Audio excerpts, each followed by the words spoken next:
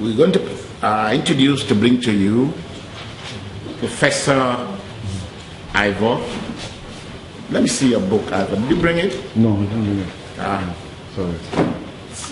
We need, I thought I would have brought my own copy. Because this man had done such a fantastic job in a book, Abakua or Cuban kpe.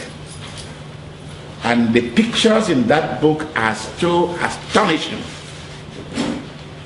Please, the museum should try and get one. It's expensive, but you should at least try and get one. Because it's a very profound book. And what is interesting for me is that many, many years ago, way back in 1968-69, when I started my research for my PhD, which I completed in 69, I took an interest in trying to understand these African cultures outside Africa. We ignored it, but in fact it turns out that if you understand those cultures like Abakua, it helps you to have a greater appreciation of kpe that she was talking about. And Ivor has done an excellent job to bring the two together in this area of continuities of cultures. Please join your hands and bring, as I bring to you, Professor Ivor. Thank you very much and welcome everybody. I am feeling short for words after hearing Engineer Bassi speak.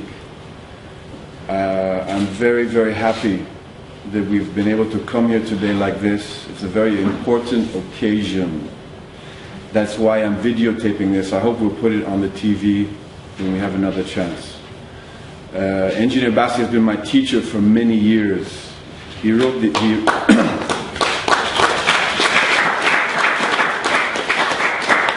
He has written the foreword to my book, and I learned about him while I was in the US before I ever came to Nigeria, because I saw his book, I read it. It's the first book ever written by a title holder in kpe that I know of, and I have sent copies of that book to Cuba, and the Cuban leadership, the kpe leadership, are studying that book. They don't know English very well, so it's not easy, but visually they are using it as a very important resource for their own understanding of where they come from.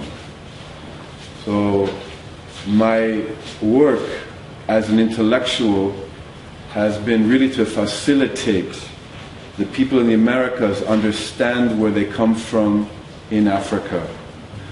We know that the Yorubas have already done a lot of work on that. The Yorubas have their own, they have a standardized language, they have literature in their own language.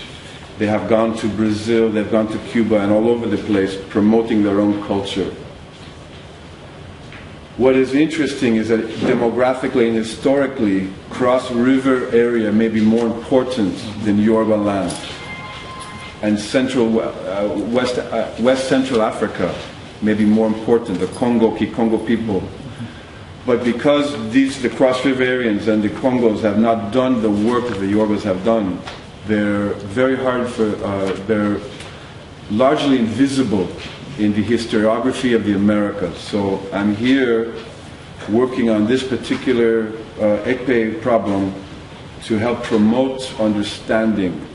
And my real goal is to gather a group of scholars and traditionalists to create a research team, because there's abundant information in the Americas. It's much too much for one person to handle. We need a team of linguists, of historians, of anthropologists, and traditional intellectuals. One thing that was very surprising for me coming to Nigeria was to find that a lot of people in the universities, where you would think would be the center of knowledge, are alienated from the traditions of their communities. So I find I don't work with a lot of professors in the schools. I do work with some, but I also work with people who are in the villages because they know their traditions very well, and they're also my teachers. Could I have the slides, please? If you just touch the computer, okay, good. Well, can you go back? So, as a result of my research, I've come to think of the kpe Abakua Continuum. Abakua is the name of the kpe in Cuba. And so I'm looking at the Gulf of Guinea and Cuba as one cultural region. And I'm able to do this because of Engineer Bassi's teaching. When he talks about each grade has a symbolism, there are symbols. So he's created a hypothesis that wherever we go where there's kpe, we should be able to understand common symbols. And so what I'm doing is testing that idea by moving around. Could I have the map, please? So I've been moving around recently. We see Eket here. I was just in Eket, going to Arochukwu, to Ikom, who is in Tufam, who's here, into Cameroon, down to where it says Bakoko and Balondo peoples. All of this region is represented in the Cuban kpe. And it's some kind of wonderful fusion that they have created. So this, as far, we don't really know the boundaries of what is kpe culture right now. There's so much we need to know, but right now I'm seeing it as in this region, and including Malabo and Cuba also. Next slide, please. Okay, I think many of you know we've had many encounters between the ethnic people in the Americas and the Cubans. We had a show in Paris a few years ago. Some people, Etem Ika was there, and so these are Cubans and Nigerians meeting and communicating. Now, the Cubans don't speak English, the Nigerians don't speak Spanish. They're communicating in their ancestral codes. And so performance is a key, because the Abakua have maintained their information with great orthodoxy because they respect it so highly. Next slide. Okay. As a result of my work facilitating these encounters, the Cubans have allowed me to see their manuscripts. These are unpublished. They've hid them from the government of their country for hundreds of years. They've hidden them from outsiders. But they've given them to me because they want people in Cross River to see them. They want help to confirm that what they have actually comes from Africa. Why? Because in Cuba, the dominant class, which what used to be the slave-holding class, says that you are just slaves. This is not really from Africa. It's just some kind of unimportant thing. But that's why it's so important that I came to Africa, because here I learned that kpe is the culture of the free-born people. So that even if they were enslaved, they would carry their identity as free-born people across the waters. Even though they were in a condition of slavery, they were not slaves. And this is one reason why the kpe in Cuba has been so repressed by the dominant class, because they won't be enslaved. Now, if we just, this is one page of a 500-page manuscript. If we just look a little bit at it, we can see a lot of ethnic terms in this. There are certainly also Balondo, which are the Afut of Cameroon, and Ijagam and other languages. That's why I need help. I'm hoping to have graduate students one day that we can help write all this out and begin to analyze it. What we see here is a procession. Some guy has a rooster on the head. He's kneeling down on an insipidi. We see the Ebongo mask. The top of the Ebongo mask is right there. And up here it says Nkiko, which is a Kikouni, the rooster. Here we see Abanekwe, which is Abanekpe, initiated into Ekpe. Abanekpe, Ekwe, which is Ekpe. Iyamba, Ekwenyon, which is Ekpenyon. Mokongo, and many others. These are all Ekpe titles in different. Supposedly, Ekpenyon was a title in Orong area. So, what we begin to see is a kind of a fusion in Cuba of the Ekpe of many different communities. That's why I'm moving around and looking at the variations. Grab the next slide. And I'll try to show you some. This is one page. It says Treaty of Tratado de Iyamba in Spanish. The treaty is a pact.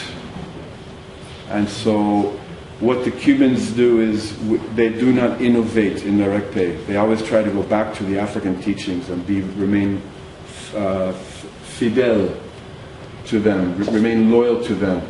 So there's a lot of language in here, and then there's Spanish translation. So the Cubans have a good idea of what they do is they memorize this and then recite it as they're doing their own ceremonies. So I'm hoping to, one of the great Cuban chanters is hoping to come here next month, and I will definitely get him on TV, and he'll give some examples of his talking. But I think you all understand me. This is cross-river languages. We live in one of the most dense regions linguistically on the planet, and it's still unexplored virtually. We need a lot more work, and this can be a catalyst for promoting cross-river culture globally. Next slide. Okay, this is a map from a Cuban manuscript that includes Igbo people, Balondo, Efut, Usagadet, Efix, Efut, and so on. So you can see, it gives you a sense of how the people in diaspora have maintained memory of their place. And again, this is not published anywhere. This is kept. The way Africans protected their culture against onslaught from the slavers was to make it sacred, to put it in initiation systems so that only initiates can get at it. Next slide. Okay, when I look at maps of Africa, trying to using the Cuban knowledge, I find that a lot of the names here have changed. So Usagadet is what locals call it, is known as the kind of the Mecca of Ekpe for the Cubans. But when I go to a map, I see Sangale. I say, oh, that's, you know, unless I know local knowledge, I will miss the meaning of the names. And so this is a map of, you see Calabar there and Indian here. This is the Bakassi area. And this is very important for me because down here there's a creek that says Yambeke. And it turns out that Yambeke is the name of a Yamba title in Cuba. And the Cubans weren't sure if it was really created in Cuba or if it was from Africa. So this kind of map is very useful to us also. We need to look at cartography as well as linguistics and history and anthropology. Next slide. This is a painting from Cuba, 1870s, and I show this to Engineer Bassi, and immediately he could identify what that is based on his own research. Next slide. Because Okuakama has this style of hat, which shows a type of a spiritual message. He talked about the antenna. So with this kind of, if he hadn't done this work, we still wouldn't know what this was. And there are people in the Americas saying, no, no, no, this didn't come from Africa, Cuba. The Cubans actually influenced the Africans. So they want to turn the story upside down. Next slide. Again, this is a Cuban mask, 1870s. Documented much earlier in the Americas than in Africa itself. But when I showed this to Engineer Bassi, he said, Nkanda. Obviously it's Nkanda, because it's a form of literacy. This is African traditional literacy. It doesn't change overnight like a carnival mask. It has a meaning, and the things should be stable, and that's obvious to see when we compare it to the Cuban one. Next slide. So this is Cuba in the 1870s, and we see a mask down on the ground, touching. And I've learned that here in Calabar, a mask that does that will be fined because they cannot go on the ground. So this is a photograph from Amon Kingdom last year. The mask is touching the ground. So this is a very important, gives us the understanding that this mask from Cuba likely came from outside Calabar, up the Cross River somewhere. Next slide. Again, on the right is the Ebongo mask. The mask of Cuba, it seems to be patterned on the Ebongo mask. And that shows you that the female aspect of Ekpe was very prominent in the Cuban Ekpe. Next slide. Okay, that's a Jaga mask and Cuban mask. You can see that these insibidi on the back of the hat, which they call itam. They call in Cuba itam, hat like here. Next slide. And again, the antennas. This is Cuba, and that is the Jagam side there. Next slide. I'm just going to move freely. Murua Nyampe. They have the Murua grade in Cuba, and you see this antenna here. Next slide.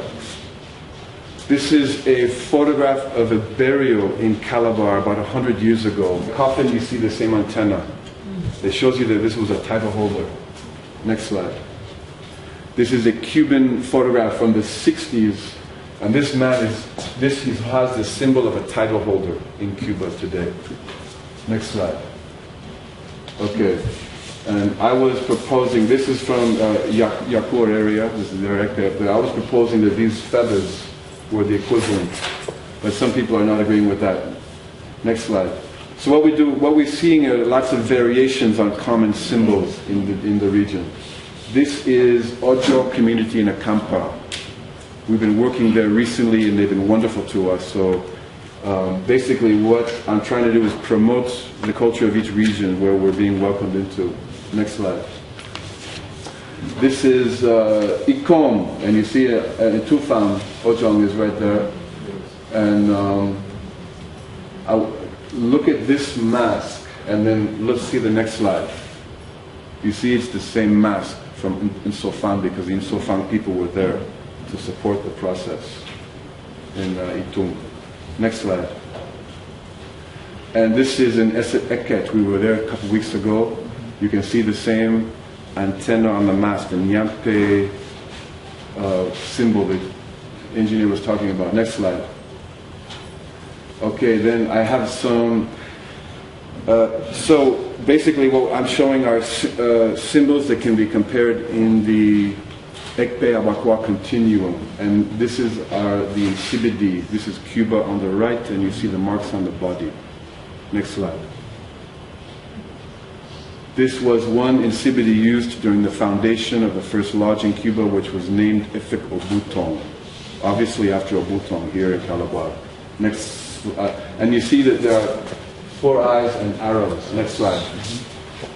These are ceramics that were from excavations here in Calabar, thought to be 500 years old or more, and you see the same 4 eyes and the arrows. So we're looking at a great longevity. In fact, doing this research brings us more questions than answers, because we have no idea how old this area is.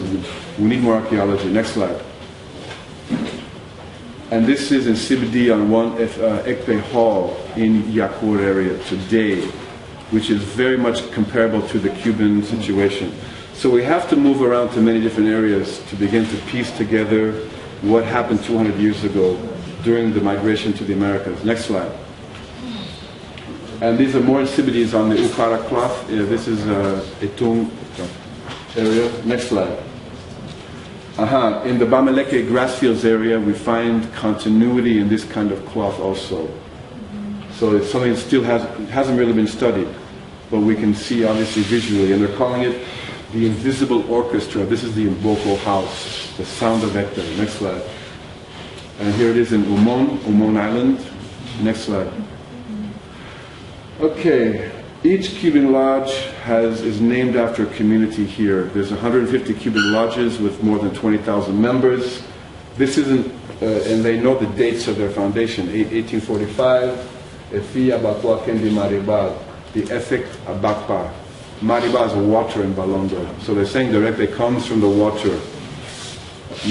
Next slide. And this is kpe Barako Eta, which I believe to be Efik Mbarakon. And Eta is first in Ejagam, I'm told. Next slide. So we can see how they have been so lovingly maintained their sources. That's the important thing here. And the Cubans want communication with Cross River, and I want to encourage the powers that be on this side of the water to support this kind of work.